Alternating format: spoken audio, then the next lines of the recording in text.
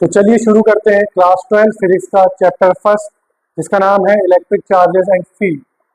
दोस्तों, क्लास 12 की फिजिक्स का पहला और दूसरा चैप्टर इलेक्ट्रोस्टैटिक यूनिट के अंदर आता है, वहीं थर्ड और फोर्थ चैप्टर इलेक्ट्रोडायनेमिक्स के अंदर आता है। इलेक्ट्रोस्टैटिक का मतलब होता है जब चार्ज रेस्ट में होता है, चार्ज स्टैटिक होता है, और जब हम उसकी पढ़ाई कर रहे होते हैं तो वो हम पढ़ते हैं इलेक्ट्रोस्टैटिक पे। उसी तरीके से अगर हम चार्ज मोशन में आ जाए तब हम उसकी जब पढ़ाई करेंगे तो वो हम उसको पढ़ेंगे इलेक्ट्रोडायनेमिक्स में। आइए देखते हैं इलेक्ट्रोस्टैटिक का मतलब क्या होता है। इलेक्ट्रोस्टैटिक एक ब्रांच है फिजिक्स की जो चार्ज की स्टडी करती है जब चार्ज किस में होता है, रेस्ट में होता है। चार्ज रेस्ट में होता है। और अब सोचने वाली बात यह है कि चार्ज क्या होता है। तो अगर हमने बहुत सारे अपने डे टू डे लाइफ में कुछ कुछ चीजें देखी होंगी, जैसे कि अगर हम कंघी को अगर रब करके पेपर के पीसेस के पास लेकर जाते हैं तो वो पेपर के पीस उससे अट्रैक्ट होते हैं। कभी कभी हम अगर गुब्बारे को बालों पे रगड़ते हैं और दीवार पर चिपकाते हैं तो वो चिपक जाते हैं। और कुछ चीजें हमने देखी हैं, जैसे दो बादलों के टकराने की वजह से लाइटनिंग होती है। ये सारी चीजों के पीछे जो मेन रीजन है वो है चार्ज। तो चार्ज क्या होता है? चार्ज किसी भी मैटर की प्रॉपर्टी है। चार्ज किसी भी मैटर की प्रॉपर्टी है जिसकी वजह से वो मैटर अट्रैक्टिव और रिपल्सिव फोर्स फील करता है। कभी भी कोई मैटर को अगर हम इलेक्ट्रिक फील्ड पे रखें तो वो रिपल्सिव या अट्रैक्टिव फोर्स फील करेगा, या फिर किसी मैटर को किसी चार्ज बॉडी को अनचार्ज बॉडी के पास लेकर आए तब भी वो अट्रैक्टिव और रिपल्सिव फोर्स फील करता है। Charge basically property, property in the sense अगर मैं बात करूं ये पेन है तो इस पेन की विशेषता क्या है? ये पेन बना हुआ है फाइबर से, लिखने के उपयोगी है, और ये पेन ब्लैक कलर का है, ये इसकी प्रॉपर्टी है। उसी तरीके से अगर मैं चार्ज की बात करूं तो मैटर की प्रॉपर्टी है कि वो एक अट्रैक्टिव और रिपल्सिव फोर्स फील करता है जब वो इलेक्ट्रिक फील्ड में रखा जाए या किसी चार्ज बॉडी के पास लेकर आए। तो उस मैटर की प्रॉपर्टी को ही हमने क्या बोला है, चार्ज। अगर हम डेफिनेशन में चलेंगे तो charge is a fundamental property of matter which causes it to experience a force when placed in electric field or near another charge। जब इलेक्ट्रिक फील्ड पे किसी मैटर को रखें तो उस पर अट्रैक्टिव या रिपल्सिव फोर्स लगता है। उसी तरीके से अगर हम उसको कोई भी चार्ज बॉडी के पास लेकर आए तो भी उस पर फोर्स लगता है। तो किसी भी मैटर की ये प्रॉपर्टी है और उसी को हम लोग बोल देते हैं चार्ज। अब ये चार्ज आया कहां से, सोचा कहां से? तो इसके लिए हमको ये देखना पड़ेगा कि जो मैटर है, सारे मैटर कैपेबल होते हैं फोर्स लगाने के लिए। Matters is capable matter is capable to apply force. सारे ही मैटर फोर्स अप्लाई करने के लिए कैपेबल है। हमने अलग अलग टाइप के फोर्स देखे हैं। जब हम साइकिल को चलाते हैं तो अर्थ उस पर फोर्स लगाती है, उसको रोकती है, जिस फोर्स को हम बोलते हैं फ्रिक्शन। उसी तरीके से हमने बहुत सारे फोर्स के बारे में पढ़े हुए हैं। Matter generally to long ranges forces को अप्लाई करते हैं। जनरली बहुत सारे फोर्स के बारे में हम लोग पढ़ा हुआ है, लेकिन जो दो लॉन्ग रेंजेस फोर्स होते हैं वो हम जनरली जानते हैं ग्रेविटेशनल फोर्स के नाम से, ग्रेविटेशनल फोर्स के नाम से, और जो दूसरा हम जानते हैं वो है electrostatic force. Electrostatic force electrostatic force दो चार्ज, कोई भी चार्ज बॉडी के बीच में जो फोर्स लगता है उसको हम बोलते हैं इलेक्ट्रोस्टैटिक फोर्स। और ग्रेविटेशनल फोर्स के बारे में तो हम सभी जानते हैं। मैटर जनरली दो लॉन्ग रेंजेस फोर्स को अप्लाई करते हैं, और जहां पर भी ग्रेविटेशनल फोर्स देखने को मिलेगा, ग्रेविटेशनल फोर्स जनरली जिसके वजह से लगते हैं वो है मास।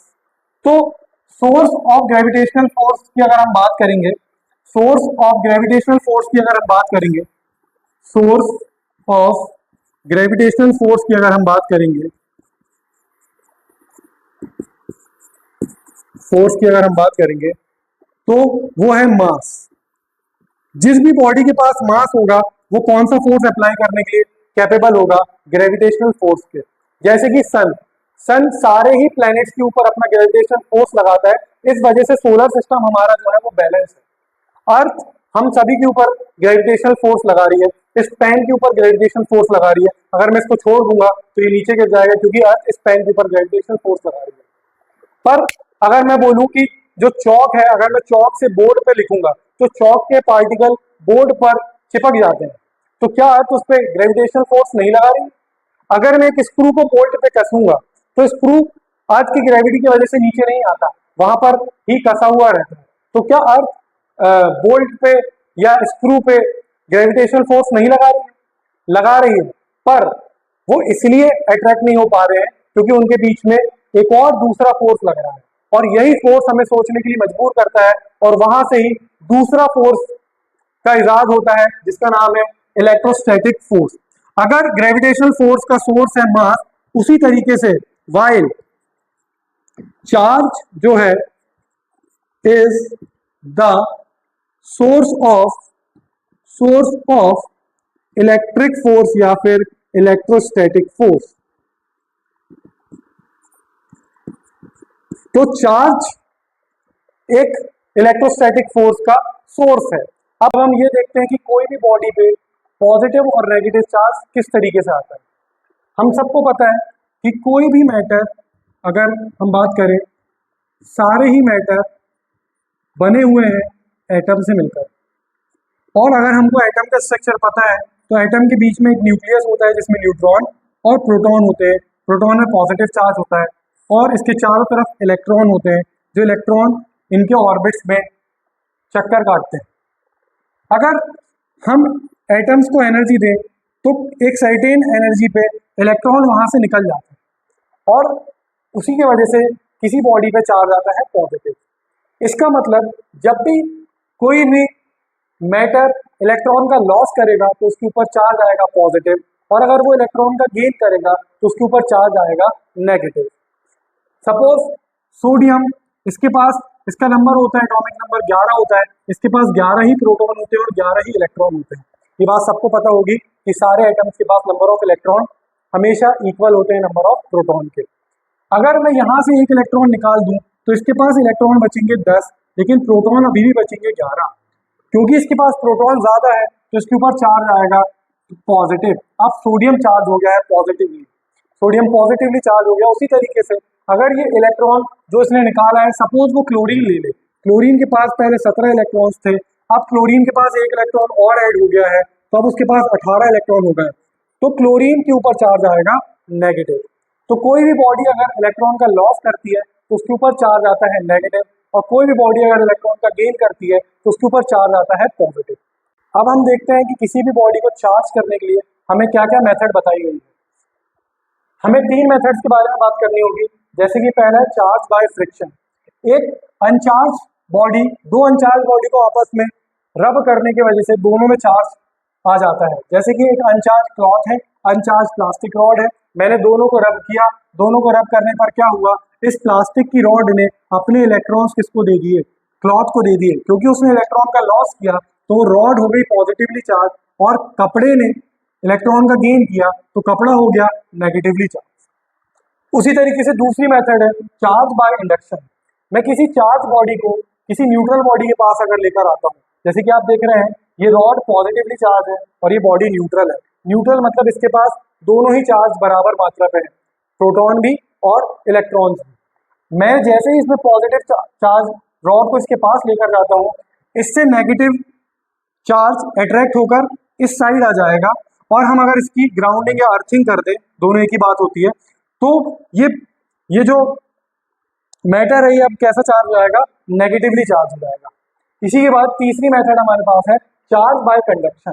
अगर मैं चार्ज बॉडी को अनचार्ज बॉडी के कांटेक्ट पे लेकर आऊं, ध्यान दीजिएगा मैंने यहाँ पर कांटेक्ट पे लेकर नहीं आया था, मैं थोड़ी ही पास लेकर आता हूं तो इसके पॉजिटिव चार्ज से इसके नेगेटिव चार्ज अट्रैक्ट हो गए। लेकिन यहाँ पर क्या हुआ, ये बॉडी चार्ज है, ये बॉडी अनचार्ज है, मैंने दोनों को कांटेक्ट पे लेकर आया तो इसके चार्ज इस बॉडी के ऊपर चले गए, और ये बॉडी भी क्या हो गई, चार्ज हो गई। इसमें टच होता है, कांटेक्ट में आना पड़ता है, इसमें टच नहीं होता, ये एक दूसरे के कांटेक्ट पे नहीं आती। इसको बोलते हैं चार्ज बाय कंडक्शन। तो अब हम बात करेंगे चार्ज की प्रॉपर्टीज के बारे में। चार्ज की यहाँ पर कुछ प्रॉपर्टीज हैं, 6 प्रॉपर्टीज है, उसमें से हम एक एक अच्छे से समझेंगे और देखेंगे। पहली प्रॉपर्टीज है there are 2 types of charge. सबको पता है कि 2 टाइप के चार्ज होते हैं, पॉजिटिव और एक नेगेटिव। और हमें ये भी पता है कि like charges repel each other और unlike charges attract each other. जब भी दो सेम चार्ज एक दूसरे के पास आएंगे वो चीजें रिपेल होंगी, जब भी दो अपोजिट चार्ज एक दूसरे के पास आएंगे तो चीजें अट्रैक्ट होंगी। अब हमने चार्ज को पॉजिटिव और नेगेटिव ही क्यों लिया? अगर मैं कोई यहाँ पर चार्ज बॉडी लेकर आऊं, कोई बॉडी अगर चार्ज है यहाँ पर, सपोज एक चार्ज बॉडी है यहाँ पर मान लेते हैं, और एक और दूसरी कोई चार्ज बॉडी है, मैं दोनों को अगर पास पे लेकर आऊं, दोनों को अगर मैं पास पे लेकर आऊं, दूसरी चार्ज बॉडी दोनों का अगर मैं पास पे लेकर आऊं, तो ऐसा नहीं होगा कि दोनों की ताकत बढ़ जाएगी कि ये भी चार्ज बॉडी है, ये भी किसी को अट्रैक्ट कर सकती है, रिपेल कर सकती है, ये भी चार्ज बॉडी है, ये भी किसी को अट्रैक्ट कर सकती है, रिपेल कर सकती है, और मैं दोनों को एक साथ जोड़ दूं तो क्या इनकी पावर बढ़ जाएगी? जी नहीं, बल्कि इनका नेट चार्ज क्या हो जाएगा? 0। इसीलिए जब ये चीज देखी गई कि अगर इसका चार्ज, इस पे कोई चार्ज है, ये किसी को भी अट्रैक्ट और रिपेल कर रहा है, इस पे कोई चार्ज है, ये किसी को अट्रैक्ट और रिपेल कर रहा है, तो मैं दोनों को अगर ऐड कर दूं तो अब ये तो टोटल चार्ज बहुत ज्यादा हो गया, अब किसी के ऊपर भी ये ज्यादा फोर्स लगा पाएगा। ऐसा नहीं होते हुए देखा गया। ऐसा देखा गया कि ये चार्ज बॉडी जब हम दोनों को मिला देंगे तो अब ये बॉडी डिस्चार्ज हो जाएगी, अनचार्ज हो जाएगी, इस पर कोई चार्ज नहीं होगा। ऐसा कोई फंक्शन जिसमें दो चीजें मिल रही हैं और आंसर 0 आ रहा है, ये सिर्फ मैथ्स में ही पाया गया। इसलिए हम जैसे सपोज हम अगर +5 और -5 करते हैं तो हमारा आंसर 0 आता है, और ये फंक्शन सिर्फ मैथ्स में था, इसलिए हमने चार्ज को कोई और नाम ना देकर पॉजिटिव और नेगेटिव रखा। तो हम सभी जानते हैं कि दो सेम चार्जेस होंगे जब वो एक दूसरे को रिपेल करेंगे, और जब दो डिफरेंट चार्जेस होंगे तो वो एक दूसरे को अट्रैक्ट करेंगे। आज की सेकेंड प्रॉपर्टी, चार्ज एडिटिव होता है नेचर का। हम चार्ज का अलजेब्रिक सम कर सकते हैं। सपोज किसी सिस्टम पे चार्ज है हमारे पास Q1, Q2, Q3 और Q4 हमारे पास चार्ज है, और हमको नेट चार्ज निकालना होगा, तो हम डायरेक्टली इसका सम कर सकते हैं Q1 + Q2 + Q3 + Q4, और अगर कोई चार्ज हो तो सो ऑन। बस हमें ये ध्यान रखना होगा कि यार नेगेटिव चार्ज है तो हमको माइनस का साइन लगाना पड़ेगा। थर्ड प्रॉपर्टी हमारे पास है कि चार्ज कंजर्व होता है। हम यूनिवर्स पे कोई भी नया चार्ज पैदा नहीं कर सकते, और जो चार्ज है उसको हम डिस्ट्रॉय नहीं कर सकते। चार्ज हमेशा कंजर्व रहेगा। अगर मैं बात करूं कोई सिस्टम की, अगर ये रॉड है जो कि पहले न्यूट्रल थी, और अगर ये सिल्क का कपड़ा है जो पहले न्यूट्रल था, इन दोनों पे नेट चार्ज अभी है 0। ये भी अनचार्ज बॉडी है, ये भी अनचार्ज बॉडी है। लेकिन सेम चीज अगर मैं इस रॉड को इस सिल्क के कपड़े पे रब कर दूं, तो सिल्क का कपड़ा अपने इलेक्ट्रॉन्स, सपोज सिल्क का कपड़ा इस रॉड में अपने 5 इलेक्ट्रॉन्स डाल दे, तो अब ये जो रॉड है वो नेगेटिवली चार्ज हो गई है। उसी तरीके से अगर मैं देखूं कि ये जो सिल्क का कपड़ा है वो हो जाएगी पॉजिटिवली चार्ज। हम मानते हैं कि सपोज यहाँ पर 5 इलेक्ट्रॉन चले गए इसके, तो अब ये बॉडी चार्ज हो गई, इसका चार्ज आया -5, और ये बॉडी चार्ज हो गई, इसका चार्ज आया +5। लेकिन अभी भी अगर हम नेट चार्ज निकालेंगे तो +5 -5 आंसर 0 ही आएगा। इसका मतलब पूरे आइसोलेटेड सिस्टम पे चार्ज हमेशा कंजर्व रहता है। इसके बाद चार्ज इज क्वांटाइज्ड। का मतलब होता है, क्वांटाइजेशन ऑफ चार्ज एक प्रॉपर्टी है चार्ज की। इसका मतलब होता है फिक्स। अगर मैं आपसे बोलूं कि आप मुझे मिनिमम कितना रुपए फिजिकली दे सकते हैं, तो आप बोलेंगे मैं आपको 1 रुपए दे सकता हूं, तो आपकी मिनिमम वैल्यू 1 रुपए है। उसी तरीके से अगर मैं बोलूं कि मैं किसी भी बॉडी के ऊपर कितना चार्ज मिनिमम ला सकता हूं, तो आप सबको पता है कि चार्ज इलेक्ट्रॉन के ट्रांसफर होने की वजह से आता है, या तो इलेक्ट्रॉन का लॉस होगा या तो इलेक्ट्रॉन का गेन होगा। अगर मैं अपने ऊपर नेगेटिव चार्ज आता है मेरे ऊपर, तो मिनिमम कितना नेगेटिव आ सकता है? मैं मिनिमम 1 ही इलेक्ट्रॉन ले पाऊंगा, और 1 इलेक्ट्रॉन में आपको सबको पता है कि चार्ज होता है 1.6 × 10⁻⁻19 कूलम। तो मैं जो भी चार्ज लूंगा वो इसके मल्टीपल पे ही होगा, तो टोटल चार्ज जो मेरा बनेगा वो Ne ± का एन ई। एन यहाँ पर हमारे लिए इंटीजर्स है, 1 2 3 4 कुछ भी हो सकते हैं। और ई की वैल्यू हमको पता है 1.6 इंटू 10⁻⁻19 होती है। इसका मतलब ये है कि अगर आप मिनिमम कितना चार्ज ले सकते हैं उसकी वैल्यू फिक्स है, हम इसी का मल्टीपल ले सकते हैं जो भी लेंगे, या तो इतना ही चार्ज लेंगे। कभी भी चार्ज फ्रैक्शन में आधा चार्ज नहीं जाएगा कि आधा इलेक्ट्रॉन चला गया या आधा प्रोटॉन चला गया, कभी जाएगा तो सिर्फ सिंगल एक इलेक्ट्रॉन जा सकता है मिनिमम, और उसके अंदर चार्ज होता है 1.6 इंटू 10⁻⁻19। तो इस प्रॉपर्टी का नाम है क्वांटाइजेशन ऑफ चार्ज। इसके बाद हमारे पास चार्ज इज इनवेरिएंट। इसका मतलब यह है कि चार्ज अगर अभी रेस्ट में है और उसकी वैल्यू 1.6 इंटू 10⁻⁻19 है, तो अगर चार्ज मोशन में आ जाएगा तो भी उसकी वैल्यू 1.6 इंटू 10⁻⁻19 कूलम ही होगी। मोशन में आने पे उसकी कोई वैल्यू चेंज नहीं हो जाएगी।